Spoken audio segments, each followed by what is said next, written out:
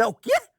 Ah, não, mais uma questão de análise combinatória. Ih, tá reclamando de quê, mané? Reclamando do quê? Isso é inútil, serve pra nada. É claro que serve. E se você quisesse calcular de quantas formas diferentes você pode combinar as suas roupas? Contando com essa? Claro, né?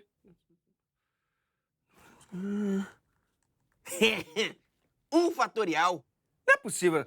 Você não tem só essa roupa. Tá bom, eu assumo que eu também tenho outra roupa, mas é que não conta pra rapaziada não, porque eu fico meio pleiba.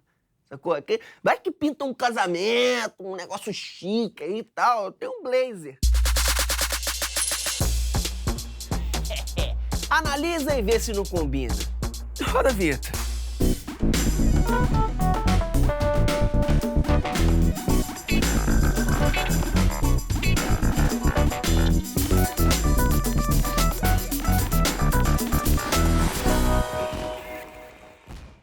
Hora do Enem no ar e cheio de coisas legais sobre matemática. Duvida?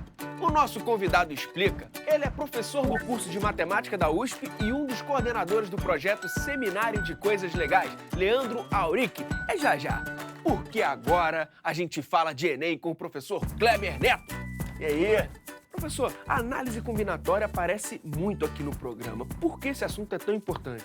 Então, na verdade, porque na matriz do Enem, esse tema ele aparece na competência 1. Além disso, também tem relação direta com coisas do cotidiano, né? Na tomada de decisão, por exemplo, que a gente tem na hora de fazer alguma ação do dia a dia. No fundo, a análise combinatória é uma forma de contagem. Na verdade, são métodos de contagem, Beleza. né? Que você pode fazer, e para isso você utiliza o princípio fundamental da contagem, que tem o princípio aditivo, o princípio multiplicativo.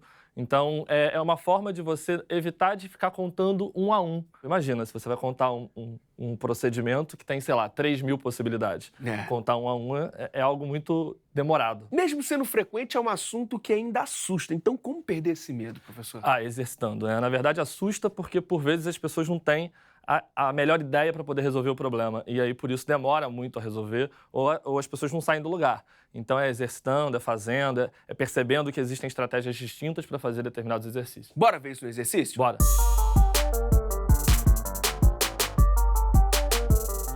Questão 177 do Enem de 2017, caderno azul, primeira aplicação. Uma empresa construirá a sua página na internet e espera atrair um público de aproximadamente 1 milhão de clientes. Para acessar essa página, será necessária uma senha, com formato a ser definido pela empresa. Existem 5 opções de formato oferecidas pelo programador, descritas no quadro, em que L e D representam, respectivamente, uma letra maiúscula e um dígito. E aí aparecem todas as opções. As letras do alfabeto, entre as 26 possíveis, bem como os dígitos entre os 10 possíveis, podem se repetir em qualquer das opções. A empresa quer escolher uma opção de formato cujo número de senhas distintas possíveis seja superior ao número esperado de clientes, mas que esse número não seja superior ao dobro do número esperado de clientes. E aí pergunta qual a opção que mais se adequa às condições da empresa. Repare que essa condição final diz o seguinte: tem que ser maior do que eles esperam de clientes, ou seja, maior do que 1 milhão, não pode ser maior do que o dobro, ou seja, não pode ser maior do que 2 milhões. Então, antes de começar, eu vou escrever isso que eu acabei de falar. Tem que estar entre quantidade, né, de possibilidades de senha, que eu vou chamar de N, tem que estar nesse intervalo aqui. E aí a gente vai olhar para as opções, que são aquelas que estão na questão. A primeira tem uma letra e quantos dígitos? 5. E aqui são 6 dígitos também. No terceiro eu tenho 2 letras e 4 dígitos. No quarto são 5 dígitos e, por fim, 3 letras e 2 dígitos. Então a gente vai olhar para cada uma dessas possibilidades utilizando o princípio multiplicativo. Na verdade, por quê? A decisão final que a gente tem que tomar é um código, né? Saber quantos são os códigos que eu posso formar com essas configurações. E aí a gente vai dividir isso em decisões menores, que é decidir de quantas formas eu posso escolher essa letra, esse dígito, esse dígito, esse dígito, e como são decisões sucessivas, a gente multiplica ao final.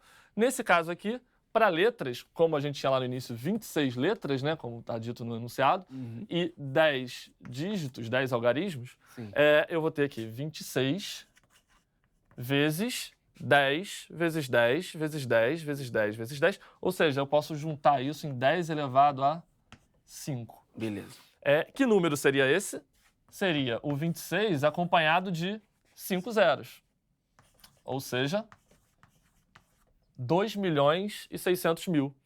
Já não é uma alternativa válida, porque a gente tem aqui a necessidade de ser um valor entre 1 milhão e 2 milhões. Vamos para a segunda agora. Só são dígitos. Então aqui eu não tenho que multiplicar por 26, é só por 10. Como são 6 aqui, eu vou ter 10 elevado a 6. É exatamente 1 milhão. E a gente não pode ter exatamente 1 milhão de senhas. Maior. A gente tem que ter algo maior do que 1 milhão. Vamos para a terceira. Aqui seria 26 ao quadrado, porque eu tenho 26 vezes 26. Certo. Vezes 10 à quarta, porque são 4 dígitos, né? E aí aqui eu tenho 26 vezes 26, a gente pode fazer rapidinho aqui. Aqui daria 36, 12, 15. Aqui daria 12, 676. Vamos lá. Tô confiando, pessoal. 676 vezes 10 à quarta, esse número aqui é acompanhado de 4 zeros. Certo. 6.760.000. Passou muito. Passou mais do que a primeira opção. A gente tem aqui 10 à quinta, né, porque são 5 dígitos. Dá muito abaixo, dá 100 mil apenas. Resta a última. Mas vamos garantir, né? Exato. Então seria 26 ao cubo Certo. vezes 10 ao quadrado. Como a gente já fez 676, faria a conta rapidinho. 676 vezes 26. Isso dá 17.576. Não é isso? Isso. Que multiplica 100, ou seja, mais 2 zeros aqui, já vou fazer direto. Beleza. Olha quanto deu. 1.757.600. Um número entre 1 milhão e entre 2 milhões. Essa é a resposta certa, letra E. Dá tempo pra gente ver mais uma? Dá sim. Questão 147 do Enem de 2016, caderno azul, primeira aplicação. O tênis é um esporte em que a estratégia de jogo a ser adotada depende, entre outros fatores, de o adversário ser canhoto ou destro. Um clube tem um grupo de 10 tenistas, sendo que 4 são canhotos e 6 são destros.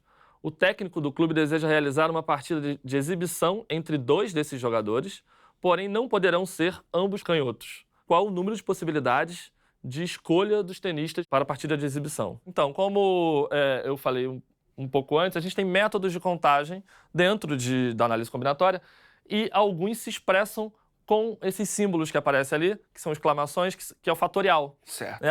Eu posso mostrar para você o que significa o fatorial também, antes da gente passar para a próxima questão.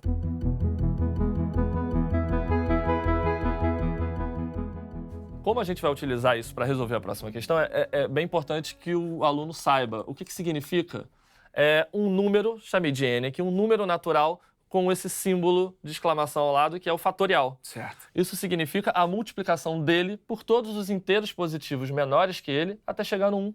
Certo. Que são os antecessores um dos outros, né? Uhum. Então, por exemplo, o que seria o 6 fatorial? Seria a multiplicação entre 6, 5, 4, 3, 2 e 1. Por exemplo, quando você quer saber quantas são as possibilidades de colocar 6 pessoas em fila. Quantas são as maneiras diferentes de fazer isso? Você tem 6, por exemplo, para escolher. 6 possibilidades para escolher a primeira pessoa, 5 para a segunda e assim vai. Isso é uma forma de abreviar essa escrita e não necessariamente escrever um número tão grande. Entendi. A partir disso, a gente faz o quê, professor? São 10 tenistas, 4 canhotos, Exato. 6 destros, não podem ter 2 canhotos. Como aí está pedindo para que os tenistas não sejam canhotos, a gente teria quais possibilidades aí? A gente teria a possibilidade de serem 2 destros, um destro e um canhoto. Ou seja, eu não quero que sejam 2 canhotos. Então, a gente vai fazer por um princípio que a gente chama do princípio da exclusão. São vários os princípios que existem na combinatória, né? Mas da exclusão, a gente vai excluir aquilo que a gente não quer. Então, vou fazer primeiro tudo que poderia acontecer e tirar o jogo que teriam 2 canhotos. Beleza. Certo? Então, para isso, como a ordem não importa, a gente utiliza a combinação. Então, como são 10 tenistas, a gente faria a combinação de 10, 2 a 2, que a gente chama. Isso significa, usando o fatorial, que a gente teria que colocar 10 fatorial no numerador, que seria o equivalente a colocar 10 pessoas em fila, os 10 tenistas, e Sim. depois a gente escolher, né, na verdade, quem a gente quer. Se a gente quer 2, por exemplo, a gente teria que dividir por 8 fatorial, e depois eu explico por quê, que seria assim, eu só vou pensar nas 2 primeiras posições, Beleza. no 10 vezes 9, na verdade. E depois vou dividir por 2 fatorial, que é a permutação desses 2 caras na primeira e na segunda posição, porque se eu tenho eu e você jogando, é a mesma coisa que você e eu, por Sim. exemplo. Certo. E isso aqui nada mais é do que a fórmula da combinação, que é o seguinte, a combinação de NP, que diz que é N fatorial sobre P fatorial, N menos P fatorial. Ou seja, aqui ficaria 10 fatorial, que é o N, Certo. P fatorial é o 2, Certo. né, 2 fatorial, e aqui N menos P fatorial seria 10 menos 2 fatorial, Certo. que é o 8 fatorial. Beleza? Então, essa seria, e eu não vou resolver isso, porque você viu que aparecem coisas parecidas ali. Sim. Essa seria a quantidade de Todos os casos. de duplas que podem existir com as 10 pessoas. Certo. Só que agora eu tenho que retirar a quantidade de duplas que eu posso fazer Com 2 canhotos. com 2 canhotos. E quantos são os canhotos que estão enunciados? Canhotos são 4. Então agora a gente vai fazer a combinação de 4 2 a 2 para saber quantas seriam as duplas com 4 pessoas. Beleza. Então, seria 4 fatorial, Isso. P é o 2, então 2 fatorial, e aqui 4 menos 2, 2 fatorial. 2 fatorial. Como eu falei que é o princípio da exclusão, eu vou fazer a diferença entre essas duas coisas. Certo. Então vai ser 10 fatorial sobre 2 fatorial, 8 fatorial, menos aquilo que eu não 4 fatorial. não desejo que aconteça.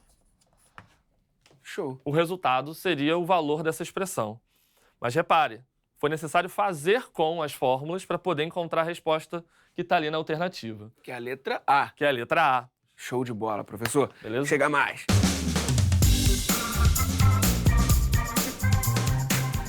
Pra galera que ainda tá com dificuldade em análise combinatória, qual é a sua dica?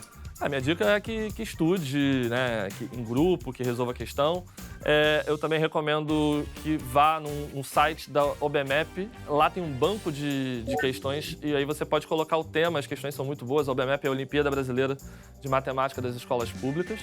E tem as resoluções também, então é um lugar bem legal para você poder treinar. Você vai treinar, fazer e depois vai ver se está certo. E tem lá as respostas comentadas, acho que é bem legal. E tem a análise combinatória também no Percurso Educativo de Matemática. É só entrar na plataforma e navegar por esse e vários outros temas.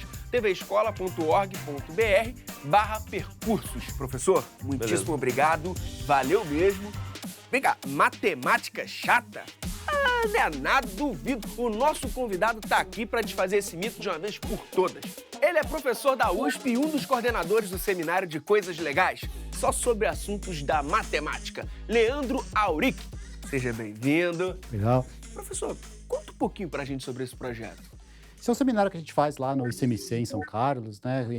Principalmente com os alunos, então é um encontro bem informal. A gente faz sextas-feiras às 13h13, né? Para dar aquele clima, ninguém esquece o horário também. Então é um seminário que acontece no meio do almoço, e aí os alunos vão e podem assistir alguma coisa divertida. E o pessoal é pontual? Todo mundo, a gente espera, em geral o pessoal chega antes, a gente fica olhando o reloginho lá no fundo, esperando dar o horário, 13h13 a gente começa. Vem cá, que tipo de assunto pode ser tema do seminário? Qualquer coisa que a gente, dentro de matemática, acha legal. O que daí o pessoal já, né, que ainda não entrou na faculdade, que ainda não começou a ver matemática, fala assim, duvido que tenha, mas a gente, em geral, consegue uns temas... Mas todos os assuntos do dia a dia, como é que é? Dá um exemplo pra gente. Vou dar um exemplo, um seminário que a gente teve um tempão atrás, que foi um que fez bastante sucesso, era a gente trabalhava sobre um problema de você pega uma fase do Mario Bros. Opa, coisa Que boa. você fez a fase, vai lá no Mario Maker, alguma coisa assim, você montou a fase. Você acabou de fazer a fase e você pergunta, essa fase dá para passar ou não? Do tipo, você só fechou o mundo lá e só quer saber se dá para passar ou não, né? E aí você respondesse essa pergunta, se dá para fechar essa fase ou não, é uma pergunta difícil para um computador. Para um computador conseguir analisar se aquela fase é factível, digamos, ou não, é um problema que a gente chama de difícil para computadores. Então é por isso que a Nintendo não vai chegar lá e falar assim, pode pôr online em qualquer fase, você tem que testar ela antes e conseguir passar para fazer. Porque não é só uma coisinha do tipo, se você fizer um buraco muito grande, que o Mario não consegue saltar esse buraco, é lógico que é impossível. Mas pode ser que é uma coisa do tipo, Não, para você quebrar, para fechar essa fase, você tem que quebrar essa parede. Para quebrar essa parede, você tem que pegar essa tartaruga. Mas para pegar essa tartaruga, você tem que quebrar essa outra parede.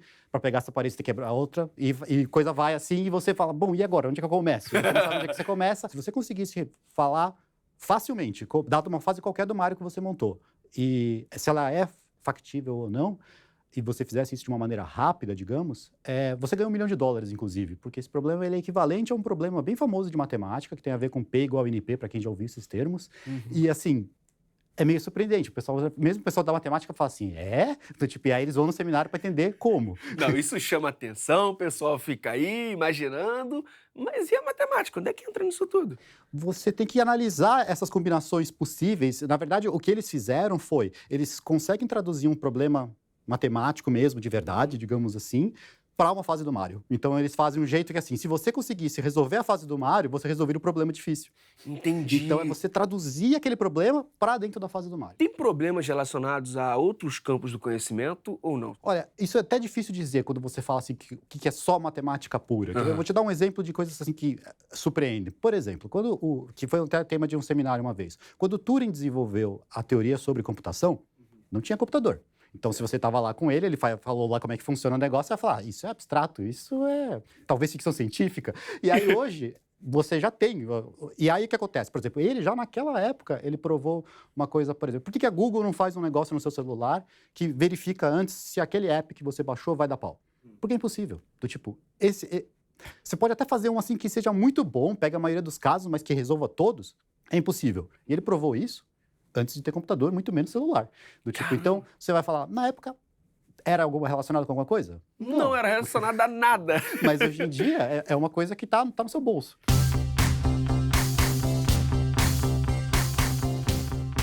Qual a intenção de se criar esse tipo de seminário?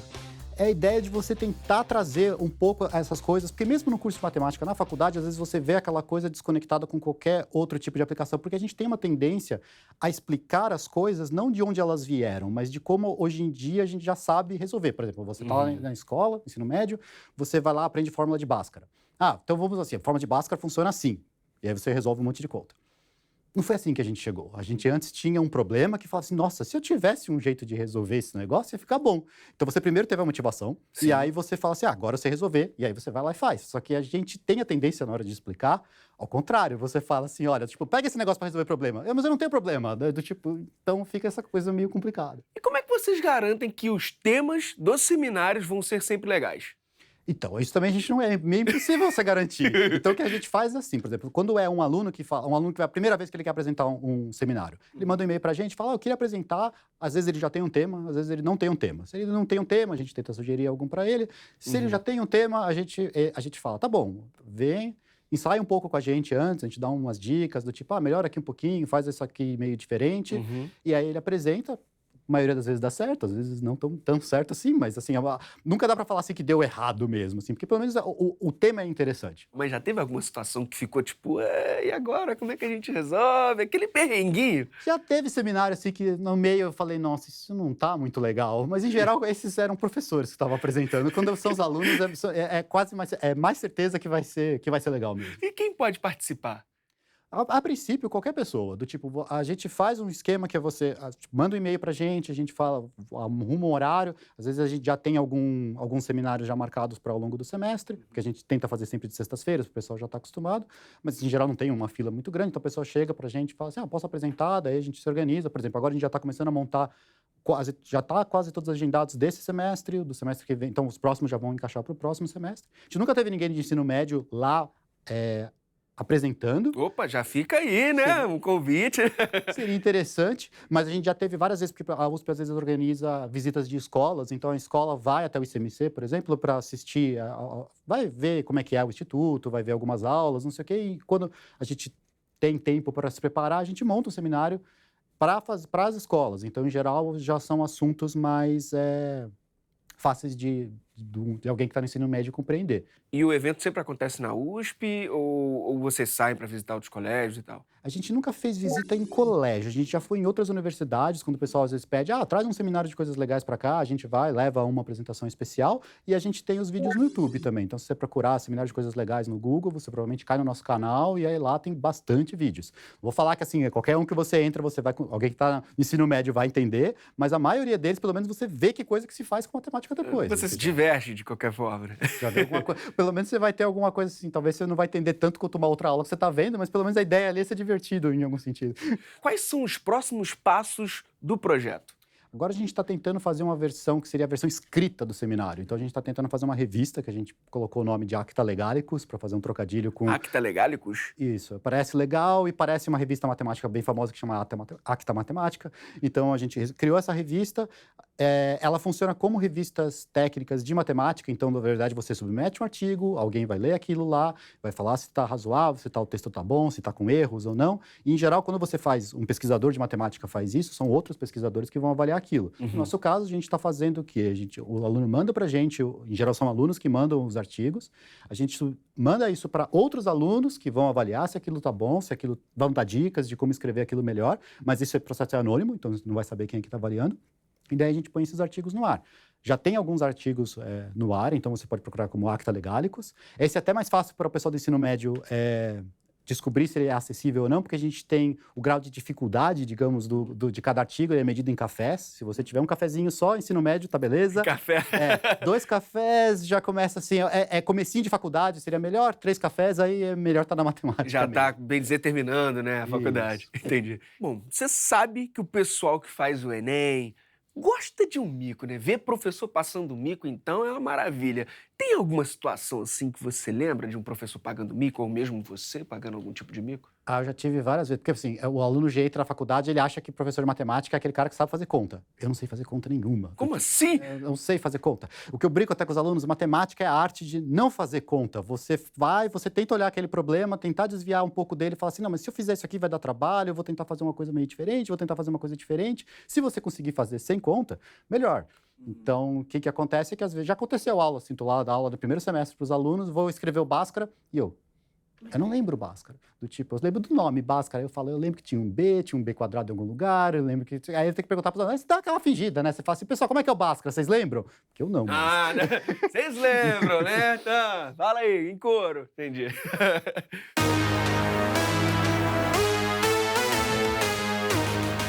Queria um conselho pra galera que tá se preparando e vai fazer o Enem esse ano de 2018. O pessoal, assim, que não gosta de matemática, fala assim, tipo, não gosto dessa matéria.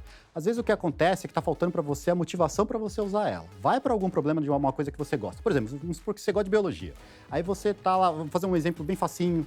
Pensa assim que você tem uma ilhazinha que só tem 2 seres, um lobo e um coelho, esse é um exemplo clássico que a gente faz em matemática. E aí você tem, população do lobo cresce, vai acabar os coelhos, mas daí porque eles vão comer todos os coelhos. Bom, mas daí depois que acabar os coelhos, os lobos vão morrer porque eles não têm mais o que comer. Certo. Mas se começa a ter muito coelho, do tipo, a vida do lobo fica muito fácil, daí do tipo, pode ser que aí ele para de correr atrás, de se exercitar, então pode ser que alguma hora os lobos morrem porque, tipo, não estão mais saudáveis, né? Ficaram gordos, alguma coisa assim. Então, onde é o equilíbrio? Qual é a proporção de coelhos e de lobos que você deveria ter para esse negócio ficar num sistema que a gente chama de estável? Isso é um conceito bem matemático. E é matemática até bem mais avançada do que você vê no colégio em geral. Mas é matemática, ela tá ali escondida, que você ainda não pegou. Então, às vezes você tá em outras áreas e você perceber que olha, se eu soubesse fazer esse tipo de, vamos chamar de conta, mas é um raciocínio ali que você tem ali escondido, seria bem melhor para mim. E o segredo é que muitas vezes esse raciocínio, ele vem de uma coisa que é matemática. Então eu identifico algo para me motivar e a partir daí eu observo com um olhar mais matemático para resolver esse problema, né? Eu queria saber do seminário. Para quem quer saber do seminário, inclusive, onde busca informação? O vídeo mais fácil, você procura no Google, faz alguma coisa assim, escreve seminário de Em geral, quando você escreve seminário de já aparece coisas legais. Às vezes aparece o de Coimbra, mas a gente tem mais cliques em geral, então a gente aparece primeiro. Então, procurando um seminário de coisas legais, você cai na gente muito fácil. A gente consegue encontrar vídeos e tudo mais? Você vai ter achou a página nossa, na página tem a lista de quase todos os vídeos. Os primeiros ainda não eram gravados, mas de um tempo pra frente todos os vídeos são gravados, então você consegue achar os vídeos lá, inclusive. E aí tem link já pra revista do Acta Legalicus, então também consegue esse tipo de informação. Professor, falando em coisas legais, o papo foi muito legal. Valeu mesmo pelo bate-papo. Parabéns pelo projeto. Obrigado. Viu só, galera? A matemática pode sim ser muito legal. E ela tá na nossa mira porque o Enem já tá batendo na porta. Então se inscreve no nosso canal para ficar por dentro de mais conversas como essa. youtube.com/TV Escola. E até a próxima. Ele é professor do curso de matemática da USP e coordenador do projeto Seminário